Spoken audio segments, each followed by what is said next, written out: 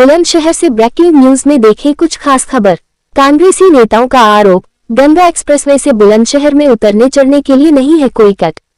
बुलंदशहर कांग्रेस के पूर्व जिलाध्यक्ष ठाकुर राकेश भाटी और डिस्ट्रिक्ट कोऑर्डिनेटर प्रज्ञा गौड़ और उपाध्यक्ष ज्ञानेंद्र सिंह राघव का कहना है कि भाजपा जनप्रतिनिधियों की उदासीनता से बुलंदशहर में गंगा एक्सप्रेसवे पर चढ़ने और उतरने के लिए कोई कट नहीं दिया गया।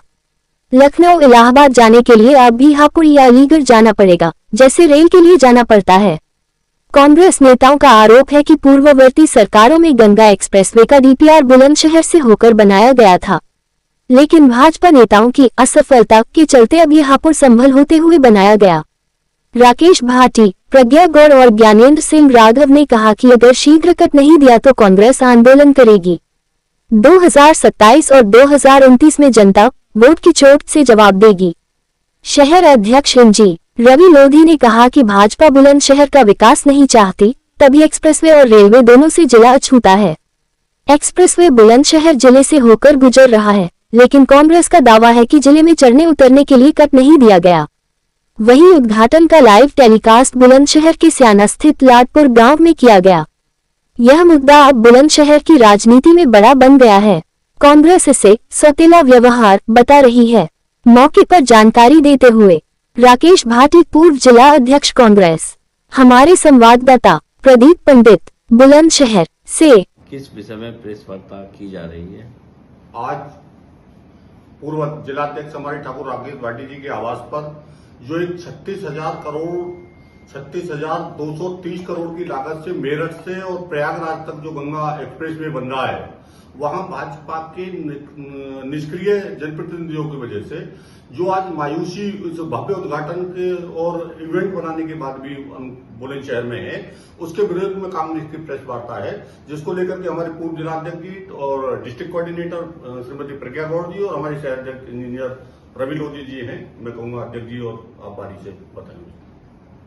देखिए, ये बड़ी, वैसे तो सरकार का एक बहुत बड़ा प्रोजेक्ट था, इस सरकार से पहले ही शुरू हुआ था और ये बनकर तैयार हुआ। प्रधानमंत्री जी ने और इस सरकार ने बड़े धूमधाम से इसका 11 जनपदों में बहुत तरीके से इसको आज लोकार्पण किया है। लेकिन हमारे लिए दुखद में बुलंदशहर जनपद की तरफ से मैं बात कर रहा हूँ, बुलंदशहर जनपद वालों के लिए या तो यहाँ के जनप्रतिनिधि बहुत कमजोर हैं या बुलंदशहर को सत्ता जानबूझकर उपेक्षित कर रही है। गंगा एक्सप्रेसवे को जोड़ने की एक योजना और चल रही है, मैडम बताइए। महात्मा गांधी जी ने कहा था कि भारत का विकास तब हो सकता है जब यहाँ के गांव का विकास हो। जहाँ तक हम देखते हैं कि हमारा डिस्ट्रिक्ट बुलंदशहर रूरल एरिया है, किसानों का एरिया है। यदि इस गंगा एक्सप्रेस वे की सुविधा एक कट एग्जिट और एंट्री का कट बुलंदशहर पर भी दिया जाता तो यहाँ के किसानों को व्यापार में फायदा हो सकता था। आप देखें कि पिछले 15 सालों से लगातार बीजेपी के वही प्रतिनिधि यहाँ पर सेम है बुलंदशहर डिस्ट्रिक्ट में। पिछले 15 सालों में आप डिस्ट्रिक्ट अलीगढ़ का विकास देख लें और भी अदर डिस्ट्रिक्ट का विकास देख लें। अलीगढ़ का नाम मैंने इसलिए दिया क्योंकि अलीगढ़ से मैं बिलोंग करती हूँ, लेकिन बुलंदशहर को मैं पिछले 15 सालों से इसी हालत में देख रही हूँ। ऐसा नहीं है कि यहाँ की जनता जो है स्किल नहीं रखती, स्किल रखती है। यहाँ का फार्मर बहुत मेहनत करता है, काम करता है, लेकिन उसको अपॉर्चुनिटी नहीं दी जा रही है। आप इसी में आप देखें, गंगा एक्सप्रेस वे में 12 डिस्ट्रिक्ट को जोड़ा जा रहा है। यदि उसमें बुलंदशहर के लिए भी एक एंट्री और एग्जिट पॉइंट दे देते ये, तो यहाँ के किसानों को व्यापार में बहुत भारी लाभ होगा, यहाँ के छोटे मजदूर को लाभ होता, यहाँ के व्यापारी भाइयों को लाभ होता। तो मैं तो अब ये देख पा रही हूँ कि भाजपा सरकार किसी की भी सरकार नहीं है, बस अपनी वाहवाही की सरकार है। वास्तव में भारत को विकसित करना, यहाँ के गाँवों को मजबूत करना नहीं चाहते हैं ये लोग। अध्यक्ष जी। हाँ, जैसा कि अभी दूसरे पूर्व वक्ताओं ने बताया कि हमारी बुलंदशहर की पीड़ा यही है कि इस एक्सप्रेसवे से। किस विषय में प्रेस वार्ता की जा रही है?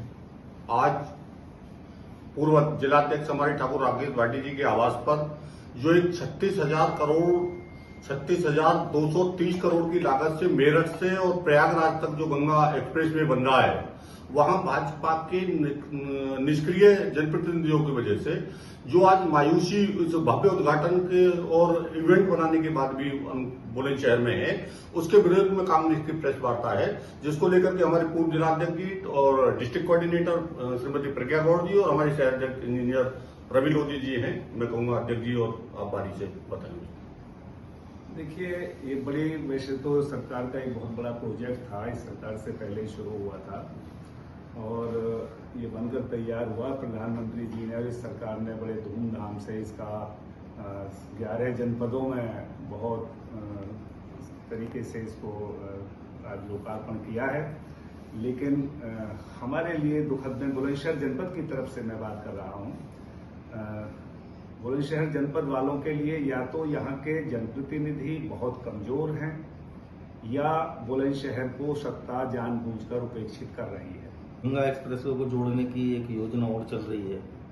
मैडम बताइए। महात्मा गांधी जी ने कहा था कि भारत का विकास तब हो सकता है जब यहाँ के गांव का विकास हो।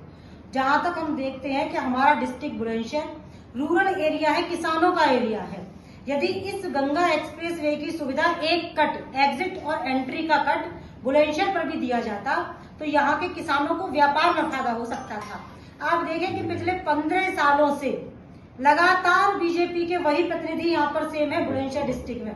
पिछले 15 सालों में आप डिस्ट्रिक्ट अलीगढ़ का विकास देख लें और भी अदर डिस्ट्रिक्ट का विकास देख लें। अलीगढ़ का नाम मैंने इसलिए दिया क्योंकि अलीगढ़ से मैं बिलोंग करती हूँ, लेकिन बुलंदशहर को मैं पिछले 15 सालों से इसी हालत में देख रही हूँ।